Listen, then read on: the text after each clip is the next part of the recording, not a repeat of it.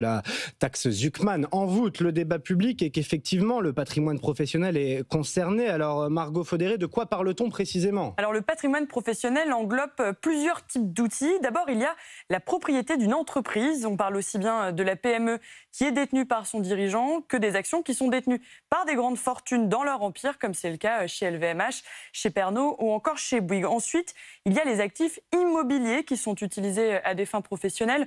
On peut citer les bâtiments d'une entreprise, un local commercial, un entrepôt ou encore des ateliers. Et puis enfin, troisième type d'outils, ce sont les placements en actions, qu'elles soient cotées ou non, et qui sont détenus par un fonds d'investissement ou par une société à usage professionnel.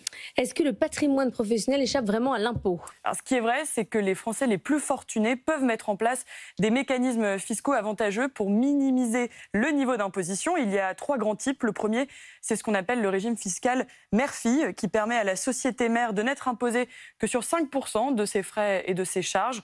Ensuite, deuxième stratégie, souvent les plus fortunés logent leurs dividendes dans des sociétés intermédiaires, c'est ce qu'on appelle les holdings, qui leur permettent ensuite de réinvestir ces dividendes en réduisant très fortement le niveau d'imposition. D'ailleurs, sur ce point-là, il y avait une forme de consensus entre le Parti socialiste et le gouvernement démissionnaire pour mieux lutter contre l'optimisation fiscale en taxant justement ces holdings.